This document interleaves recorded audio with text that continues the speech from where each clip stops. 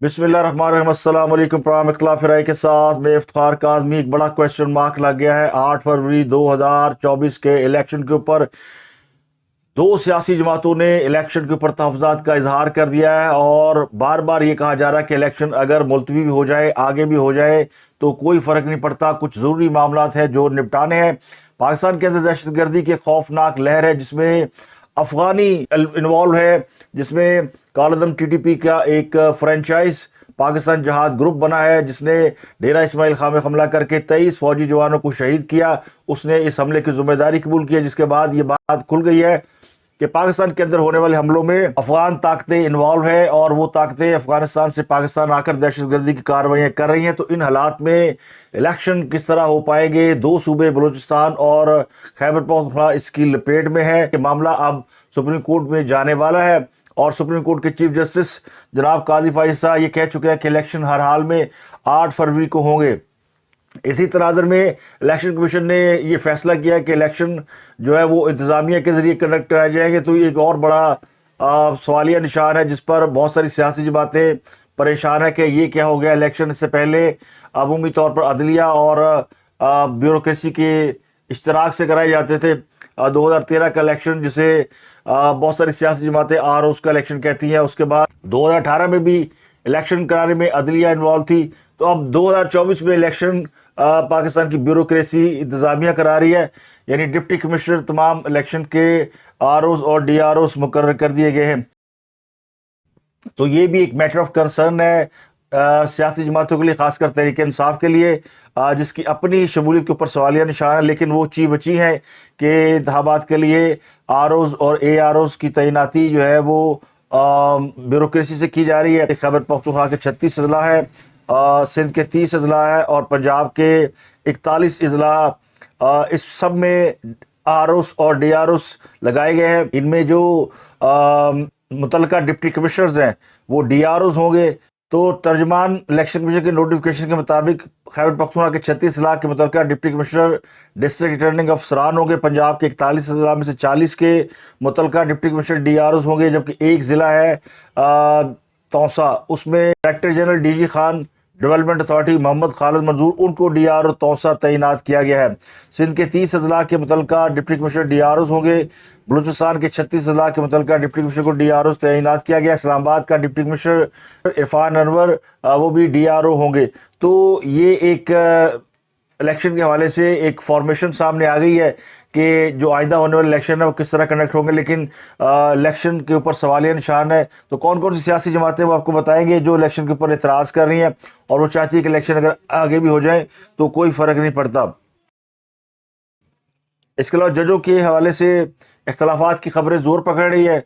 Chief justice काजी फायद ईसा ने justice Ijajul Hasan की तरफ से लिखे गए एक ख़त का तगड़ा जवाब दिया है, और तगड़ा क्या बल्कि करारा जवाब दिया है, और ये कहा कि हमारे दरवाजे खुले हुए हैं। लेकिन जस्टिस इजाजुल हसन जो कि आजकल एक मुतनाज़ा जज की हैसियत इख्तियार कर चुके हैं, और कहने वाले कहते हैं कि इजाजुल हसन भी अदलिया के जनरल फैज़ हमीद हैं। उनके बारे में न पहले किसी को खुशफहमी थी न आज खुशफहमी है। तो नवाज शरीफ के खिलाफ जितने केसेस थे नैब कोर्ट में, उनमें ये मॉनिटरिंग जज लगाए गए थे सुप्रीम कोर्ट की जानिब से। तो अब बहुत से लोग कहते हैं कि इनको इस्तीफ़ा दे देना चाहिए, लेकिन चूँकि वो उस रो में खड़े हैं जहाँ पे वो पाकिस्तान के अगले चीफ जस्टिस हो सकते हैं, तो उन्होंने एक ख़त लिखा और उस ख़त को उन्होंने वेबसाइट पर जारी करने का मुतालबा किया ताकि तमाम लोगों के नोटिस में आ जाए। तो ख़ुद जस्टिस इजाजुल हसन माजी में उस खाम ख्याल ग्रुप का अशरा थे जो कि काजी फाइसा के खतूत और फैसले सुप्रीम कोर्ट की वेबसाइट से बाकायदा हटाते रहे, और इस बात पर एक बड़ा तनाज़ा रहा। अब उनका मुतालबा ये कि मेरे खतूत जो है वेबसाइट पर शाया किया जाए, तो वो कर दिए गए। लेकिन जस्टिस काजी फाइसा ने उनका ख़त का जवाब दिया। जस्टिस इजाजुल हसन ने 2 बेंचों की तश्कील पर एतराज़ किया था और ये कहा था कि जजेस कमेटी में फैसला हुआ था कि बेंच बनाए जाएंगे सीनियर जजों के साथ, और अगर कोई सीनियर जज माजरत करेगा तो फिर उससे अगले जज को चांस दिया जाएगा। लेकिन 2 केसेस में जस्टिस मज़ार अली अकबर नकवी और फौजी अदालतों में सिविलियन के ट्रायल के केसेस में जो बेंच बनाए गए हैं उनमें सीनियर जूनियर का लिहाज नहीं रखा गया, फ़र्क नहीं रखा गया। तो मैंने आपको बताया था कि जस्टिस इजाजुल हसन یہ وہ ہیں جو ہتھنائے تو کھوڑی، یہ پہلے خود ان بینچوں کا حصہ رہے ہیں جہاں یہ خود بہت جونیئر جج تھے اور اس ہم خیال گروپ کا حصہ رہے جس کے اوپر بینچ فکسنگ کا الزام لگتا رہا ہے. تو اب یہ واپس جو ان پہ الزام لگتے رہے یہ ان کا حساب چکتا کر رہے ہیں. تو اس پر ایک جواب دیا جسٹس قاضی فائز نے. انہوں نے کہا کہ آپ کا جب خط آیا تو میں نے فوری طور پر آپ کو کال کی، اپنے بندے بھی آپ سے ملنے کے لیے بھجوائے، لیکن پتہ چلا کہ آپ تو یہاں ہے نہیں، آپ لاہور چلے گئے. اور ابھی تو عدالتی جو ویک ہوتا ہے، پورا ہفتہ ہوتا ہے، اس میں 6 دن کام کرنے کے لیے ہوتے ہیں، لیکن آپ 4.5 دن کے بعد ہی لاہور چلے گئے. تو 4.5 دن کی تنخواہ تو ہمیں نہیں ملتی، ہمیں تو 6 دن ہفتے کے کام کرے تو تنخواہ ملتی ہے، اور وہی ہمارے لیے جائز ہے. لیکن چلے کوئی بات نہیں، آپ کو چاہیے تھا کہ آپ مجھے کال کر لیتے، اپنے تحفظات مجھے بتاتے. اور اس سے پہلے بھی ججز کمیٹی کے 3 اجلاس بلائے گئے جس میں آپ شریک نہیں ہوئے، تو ہمیں کافی پرابلم رہی. اب بھی آپ چاہتے تو آپ آن لائن شریک ہو سکتے تھے، لیکن آپ شریک نہیں ہوئے. تو اب بھی میرے دروازے آپ کے لیے کھلے ہیں، اور جناب آؤ تے سدھے وجو بوئے وچ آپ نہ کال کرنے آئے نہ ملنے آئے، اور آپ نے شکوے شکایت شروع کر دی ہے. تو جسٹس قاضی فائز کا خط اور جواب بڑا تگڑا ہے، جس کے بعد تاثر مل رہا ہے کہ جسٹس اعجاز الحسن جو ہے وہ خوش نہیں ہے. ججوں کی جو رنگ بازی ہے وہ بڑی پرانی ہے، وہ کوئی نئی نہیں ہے. تو یہ ابھی بھی سپریم کورٹ کے اندر بعض رنگ باز جج موجود ہیں جو کس طرح کی حرکتیں کرتے ہیں. حالانکہ ججوں کا کام ہوتا ہے مقدمات کی سماعت کرنا، فیصلے کرنا، لیکن یہ انتظامی معاملات میں الجھ کے رہ گئے ہیں اور آپسی لڑائیوں میں الجھ کے رہ گئے ہیں. معاملہ اس طرح یہ ہے کہ ہم خیال گروپ کے ایک جج جسٹس مظہر علی اکبر نقوی کا کیس سپریم جوڈیشل کونسل میں ہے.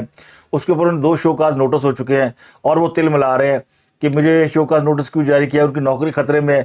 انہوں نے بھی ایک خط لکھا ہے، انہوں نے بڑا دلچسپ خط لکھا ہے. انہوں نے لکھا کہ سیاسی اشرافیہ کے ہاتھوں کھیلنے سے انکار پر نتائج بھگت رہا ہوں. یعنی وہ کہہ رہے ہیں کہ جو پولیٹیکل ایلیٹ ہے، میں چونکہ ان کے ہاتھوں میں کھیلتا نہیں رہا. حالانکہ وہ وہاں جج ہے جن کی پولیٹیکل ایلیٹ کے ساتھ باقاعدہ گفتگو کی آڈیو آ چکی ہے. چودھری پرویز الہی کی براہ راست ان سے گفتگو ہوئی، اس کی آڈیو لیک ہوئی، اور اس گفتگو میں جس شخص کا حوالہ دیا گیا وہ چودھری پرویز الہی کا فرنٹ مین تھا، جو کہ ان کے بہاف پر لوگوں میں پیسے بانٹتا ہے یا رشوت دیتا ہے، اور وہ خود بھی اندر ہے. محمد خان بھٹی اس کا نام ہے. السلام علیکم جج صاحب. جی السلام علیکم. کی حال ہے؟ ٹھیک ہو؟ جی مینوں بڑا افسوس ہویا کہ اتنے اپنا میں آپ ہی آ رہا محمد خان اتنے تھوڑے کول ہی میں آ رہا اتنے. پہنچ گئے میں پہنچ گیا. جی نہیں میں آپ بھی آ رہا اتنے. جج صاحب کوئی گل نہیں، کوئی کوئی کرنا کہہ رہا کہ نہیں میں کوئی پروٹوکول نہ نہیں آ رہا اپنے نہیں میں تمہیں کیا نا تہاڈا اپنا گھر ہے، اینی ٹائم تسی آ نہیں میں 1 سیکنڈ دا صرف میں سلام کر کے ٹر جاگا. میں آ گیا، میں آ گیا نا، نیڑے پہنچ گیا یار، کی کر رہے پیا. تو ان کی تو باقاعدہ ایک ایویڈنس موجود ہے. اب اور ابھی اس سے انکار کرتے ہیں کہ جی میں نے تو ایسا کچھ نہیں کیا، اور میں تو سیاسی اشرافیہ کے ہاتھوں میں نہیں کھیلا. انہوں نے ایک خط میں لکھا کہ جسٹس قاضی فائز اور جسٹس سردار طارق مسعود نے سابق چیف جسٹس کو میرے خلاف کارروائی کرنے کے لیے خطوط لکھے. میں پاکستان سپریم کورٹ کے علاوہ کسی اور کے لیے کام نہیں کر رہا، اور میں سپریم جوڈیشل کونسل کی کارروائی کا آخری وقت تک مقابلہ کروں گا. انہوں نے لکھا کہ جسٹس اعجاز الحسن کا رجسٹرار سپریم کورٹ کو لکھا گیا خط ظاہر کرتا ہے کہ پریکٹس اینڈ پروسیجر قانون کی خلاف ورزی کی جا رہی ہے. تو یہ وہ جج ہیں مظہر علی اکبر نقوی صاحب، اعجاز الحسن صاحب، منیب اختر، اور سابق جسٹس چیف جسٹس تھے عمر بندیال صاحب. انہوں نے باقاعدہ پریکٹس اینڈ پروسیجر قانون کو روک دیا تھا، ان کے خلاف اسٹے آرڈر دیا تھا، اور جب تک عمر بندیال صاحب رہے یہ قانون اپروو ہی نہیں ہوا. جسٹس قاضی فائز صاحب نے آ کے فل کوڈ بنایا اور یہ قانون اپروو کیا، اور اب یہ اسی قانون کا حوالہ دے کر دہائیاں دے رہے کہ جی اس کے اوپر عمل نہیں ہو رہا. اصل میں ججوں کے اندر نفرت اور اناد پھیلانے کے لیے لکھے جا رہے ہیں تاکہ ان کے اندر جسٹس قاضی فائزہ کے خلاف جو ہے وہ کوئی اناد پیدا ہو. یہ کہنا کہ جی یہ جج صاحب خود بینچ جو ہے وہ صحیح طرح تشکیل نہیں دیتے اور بینچ فکسنگ کر رہے ہیں. تو یہ وہ الزام ہے جو ان کے اوپر لگ چکا ہے. یعنی جو چور رنگے ہاتھوں پکڑا گیا ہے وہ یہ کہہ رہا ہے کہ جی باقی سب چور ہیں، میں تو شریف آدمی ہوں. تو یہ ان کی اس بات کا کوئی یقین نہیں کرے گا. آصم کی سابقہ اہلیہ جمائمہ گولڈ سمتھ، ان کا نام آج کل بڑا زیر بحث ہے، سوشل میڈیا پر ٹرینڈ چل رہے ہیں.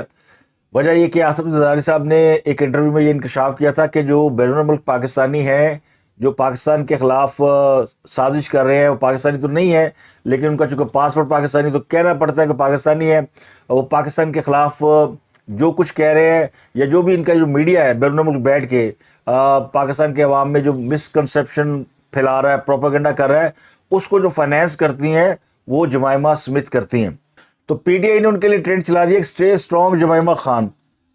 بندہ پوچھے تو ماسی لگ دی ہے، یہ پھپھی لگ دی ہے، یہ آپ کے مرشد کی سابق اہلیہ تھی. تو یہ آپ کے مرشد کی سابقہ اہلیہ ہے اور یہودی خاندان سے ان کا تعلق ہے، اور ان کی فیملی اب بھی یہودی فیملی ہے، یہ مسلمان فیملی نہیں ہے. خود جمائمہ کا جو عمران خان کو چھوڑنے کے بعد افیئر ہے وہ تمام غیر مسلموں سے ہے، اور ان میں مسلمان خواتین والی کوئی صلاحیت نہیں پائی جاتی، نہ ان میں کوئی رمق پائی جاتی ہے، نہ کوئی ایسی حرکت ہے.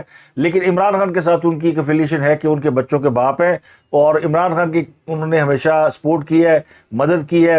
اب ظاہر ان کا ایک تعلق اپنا ہے، لیکن پی ٹی آئی والے مجھے لگتا ہے کہ ابھی تک بشرا بی بی کو اپنی بھابھی تسلیم نہیں کر سکے. وہ جمائمہ خان کو ہی اپنی امی جی اور بھابھی سمجھتے ہیں، تو ان کے لیے جو ہے وہ کمپین چلائی جا رہی ہے. تو ویل اینڈ گڈ جی، چلائیں کمپین. ایک اور بڑی خبر ہے، چیئرمین پی ٹی آئی ملے ہیں صدر عارف علوی سے، اور یہ chairman P T I Imran Khan صاحب نہیں ہے، وہ تو چیئرمین کے عہدے سے اتار دیے گئے، بلکہ نکال دیے گئے. ان کی جگہ پہ گوہر خان اب چیئرمین پی ٹی آئی کے وہ ملنے پہنچے ایوان صدر میں عارف علوی صاحب سے. اس سے پہلے عارف علوی صاحب چیئرمین پی ٹی آئی سے ملنے خود جایا کرتے تھے، اور ننگے پاؤں بھی جایا کرتے تھے. اس لیے نہیں کہ وہ احتراماً ننگے پاؤں جایا کرتے تھے، بلکہ وہ اپنے جوتے باہر اتار دیا کرتے تھے تاکہ اندر کہیں جوتے استعمال نہ ہو جائیں. خاص طور غصہ بڑا تیز ہے، تو کچھ بھی ہو سکتا ہے. اور علوی تو بیچارہ مسکین سا آدمی ہے، وہ اب چیئرمین ہی بدل گیا ہے، اور چیئرمین اس سے بھی زیادہ مسکین آ گیا. تو چیئرمین کو جانا پڑا ہے علوی سے ملنے کے لیے، اور وہاں پہ ملاقات کے بعد جو اگلی بات سامنے آئی، وہ جو میں نے آپ کو کسی پروگرام میں بتایا تھا کہ یہ آسٹریلین ہائی کمشنر پاکستان کے اندر ایک ایسا بندہ ہے جو کہ پی ٹی آئی اور ویسٹ کے درمیان ایک برج بنا ہوا ہے. اور یہ ہمیشہ پی ٹی آئی کے لوگ جا کے آسٹریلین ہائی کمشنر کے ناشتے پہ غیر ملکی سفیروں سے ملتے ہیں، میزبان وہی ہوتا ہے. اب بھی یہی ہوا ہے، بیرسٹر گوہر خان گئے ہیں اور انہوں نے پھر ان سے ملاقات کی آسٹریلوی ہائی کمشنر سے، اور پھر ان کو عمران خان صاحب کا میسج دیا ہوگا. عمران خان صاحب نے ہی انہیں پیغام دیا ہوگا. شاہ محمود قریشی بھی جب باہر تھے، یہ اور اسد عمر یہ تواتر کے ساتھ آسٹریلین ہائی کمشنر سے ملا کرتے تھے. یہ 9 مئی سے پہلے کی بات ہے. اور اس ملاقات میں پھر امریکی سفیر اور باقی سفیر بھی آ جایا کرتے تھے. اب بھی آسٹریلین ہائی کمشنر کو درمیان میں ڈالا گیا کہ وہ کچھ کریں. نیل ہاکنز ان کا نام ہے. تو اب بھی بظاہر یہ پی ٹی آئی کہتی ہے کہ ہم جاتے ہیں ان کے پاس اور ان سے پاکستان کے اندر آزادانہ انتخابات اور شفاف الیکشن اور الیکشن کمیشن کے کردار کے اوپر بات کرتے ہیں. تو اس کا آسٹریلیا سے کیا تعلق؟ آسٹریلیا نہ 3 میں نہ 13 میں. پاکستان کے اگر کسی ویسٹ کے ملک سے بہت زیادہ تعلق ہے تو وہ برطانیہ ہے یا امریکہ ہے. پاکستان کا نہ نیوزی لینڈ سے کوئی تعلق ہے، نہ سویڈن سے ہے، نہ ناروے سے ہے، نہ کینیڈا سے ہے. امریکہ اور برطانیہ 2 ایسے ممالک ہیں جن کے پاکستان کے اندر سٹیکس ہے، ماضی میں بھی رہے ہیں اور اب بھی ہے اور آئندہ بھی رہیں گے. تو ان سے ملاقاتیں اور ان کے ساتھ تو بات سمجھ میں آتی ہے. تو آسٹریلین ہائی کمشنر کے ساتھ اس لیے ملتے ہیں کہ وہ بچولن ہے. بچولن سمجھتے ہیں آپ، جو بیچ میں رابطہ کار ہوتا ہے، سہولت کار. تو یہ بدریہ سہولت کار ملتے ہیں وایا بٹھنڈا تاکہ بات جو ہے وہ آگے چلائی جا سکے. تو اب بھی لگتا ہی ہو کہ عمران خان صاحب نے ان کے ذریعے کوشش کی ہے کہ ان کو وہ این آر او دلا دیں، ان کو کسی طریقے سے معافی تلافی دلا دیں. تو اگلے چند دنوں میں آپ دیکھیں گے آسٹریلین ہائی کمشنر آپ کو متحرک نظر آئیں گے، اور شاید ایک آدھ اور ملاقات بھی ہو جس میں امریکی سفیر بھی آپ کو بیٹھے ہوئے نظر آئیں گے، کیونکہ یہ ملاقاتیں وہی ارینج کرتے ہیں، وہی پاکستان کے سیاسی معاملات کے پراپرٹی ڈیلر بنے ہوئے ہیں. تو اب بات کرتے ہیں ایکشن کے معاملے میں. پہلے آصف علی زرداری صاحب نے ایک انٹرویو دیا، اس میں انہوں نے کہا کہ الیکشن اگر کچھ دن آگے بھی ہو جاتے ہیں تو کوئی فرق نہیں پڑتا، افغانیوں کا معاملہ سیٹل کرنا بڑا ضروری ہے. اب اس میں ایک اضافہ ہوا ہے جے یو ایف اے کے سربراہ مولانا فضل الرحمان کا. انہوں نے ڈیرہ اسماعیل خان خودکش حملے اور خیبر پختونخوا کی موجودہ سیکورٹی کے حوالے سے کنسرن شو کیا. انہوں نے کہا کہ یہ کیسے ممکن ہے کہ ریاست کو اس کا ادراک نہ ہو اور ریاست اس سے آگاہ نہ ہو، یہ سوال ہی پیدا نہیں ہوتا. انہوں نے کہا کہ بڑے عرصے سے یہاں پہ شاتیں ہو رہی ہے، ڈیرہ اسماعیل خان، ٹانک، بنو اور جو بھی وزستان میں روزانہ کی بنیاد پر کیجویلٹیز ہو رہی ہیں. باجوڑ سانحے میں 80 لوگوں کی شہادت ہو گئی. اس کے باوجود ہم یہ کہتے ہیں کہ الیکشن ہونے چاہیے، لیکن پچھلے 3-4 سال سے جو کچھ ہو رہا ہے اس کی وجہ سے ہم نے آزادی مارچ کیا, جلسے کیے, تو ہم الیکشن مانگ رہے تھے, لیکن اب یہ زندگی کا حصہ بن گیا. الیکشن کے حوالے سے انہوں نے کہا کہ یہ جب تک افغانیوں کا معاملہ حل نہیں ہوتا, اور کرنا چاہیے اس کی وجہ سے اگر الیکشن آگے ہو جاتے ہیں تو کوئی بڑی بات نہیں ہے. تو انہوں نے کہا کہ میری ہی بات میں زرداری صاحب نے اضافہ کر دیا ہے کہ خیبر پختونخوا میں بہت سے غلط ووٹ درج کیے گئے ہیں. افغان شہریوں کے ووٹ جو ہے ان کی تحقیق کرنا ہمارے لیے بڑا مسئلہ ہے. الیکشن کمیشن آف پاکستان کے لیے بھی اس پر تحقیق کی جانی چاہیے کہ کتنے افغان شہری ہیں جو پاکستان کے ووٹر بن کر پاکستان کے اندر اپنے ووٹ کا حق استعمال کر رہے ہیں. تو انہوں نے کہا کہ وہاں تو لوگ ووٹ ڈالتے نہیں, جن علاقوں میں ووٹ کے بکسے نکلتے ہیں تو وہاں ووٹ کون کاسٹ کرتا ہے, کون بکسے بھرتا ہے, کیا نتیجہ برآمد ہوتا ہے. یہ وہ چیزیں جو پچھلے الیکشن میں دھاندلی کا ذریعہ بنی تھی. انہوں نے کہا کہ الیکشن ضرور ہونا چاہیے لیکن شفاف ماحول ہونا چاہیے. ہمیں اس کے بارے میں پہلے علم نہیں تھا, لیکن آصف علی زرداری نے یہ انکشاف کیا اور ہمیں یہ بات چبھی ہے جب انہوں نے بتایا کہ افغانیوں نے بہت بڑی تعداد میں اپنے ووٹ بنا رکھے ہیں, شناختی کارڈ بنا رکھے ہیں. تو میں سمجھتا ہوں کہ اس کے اوپر تحقیق کی جائے اور الیکشن کمیشن اس پر اطمینان حاصل کرے. اگر الیکشن میں چند دن کی تاخیر ہوتی ہے جیسے آصف علی زرداری صاحب نے کہا تو یہ کوئی برا سودا نہیں ہے. یعنی شفاف الیکشن کے لیے الیکشن ملتوی کر دیا جائے تو یہ کوئی گھاٹے کا سودا نہیں ہے. ہم نے اتنا عرصہ انتظار کیا تو چند دن اور انتظار کر سکتے ہیں. تو یہ انہوں نے یعنی یہ دوسری بڑی سیاسی جماعت ہے آصف علی زرداری کے بعد جنہوں نے الیکشن کو یعنی آگے کرنے کی بات کی ہے. تو اس پر جو ہے وہ بہت سے لوگ پریشان بھی ہے کہ اگر 8 فروری کو انتخابات نہیں ہوتے اور جس طرح یہ سیاسی جماعتیں کہہ رہی ہیں تو پھر سیاسی جماعتیں انتخابات ہی کہیں ڈھونڈتی نہ رہیں. تو یہ دو سیاسی جماعتیں ہیں جو آہستہ آہستہ الیکشن ملتوی کرنے کی بات کر رہی ہیں, اور امکان اس بات کا کہ ایم کیو ایم بھی چند دن بعد اس میں شامل ہو جائے گی اور یہ آواز بلند ہو جائے گی, اور الیکشن کو ملتوی کرنے کی آواز اگر زور پکڑ گئی تو پھر سپریم کورٹ کے لیے یا الیکشن کمیشن کے لیے کس طرح ممکن ہوگا کہ وہ 8 فروری کو الیکشن کرائے. تو بہت بڑا کویسچن مارک پیدا ہو گیا الیکشن کے حوالے سے. اس کے علاوہ ایک اور بڑی خبر ہے کہ حج کے لیے درخواستیں جمع کرانے کی تاریخ میں توسیع کر دی گئی ہے. سرکاری اعلامیہ کے مطابق کل 12 دسمبر کو آخری تاریخ تھی, لیکن اب اس میں 10 روز کی توسیع کر دی ہے, اور عازمین حج کے اصرار پر سرکاری حج اسکیم میں درخواستیں جمع کرانے کی تاریخ میں 22 دسمبر تک توسیع کر دی گئی ہے. اس کے علاوہ اسپانسرشپ اسکیم میں پہلے آئیے پہلے پائیے کی بنیاد پر درخواستیں وصول کی جا رہی ہیں, اور عازمین حج کے اصرار پر حج بدل پر 5 سالہ پابندی ختم کر دی گئی ہے, جس کے بعد گزشتہ 5 سال کے دوران حج کرنے والے اس سال حج درخواست دینے کے اہل قرار پا گئے ہیں. تو اب تک کے لیے اتنا ہی. آپ سے ملاقات ہوتی ہے اگلے ولاگ میں. اپنا گرد و نواح کے لوگوں کا بہت خیال رکھیں.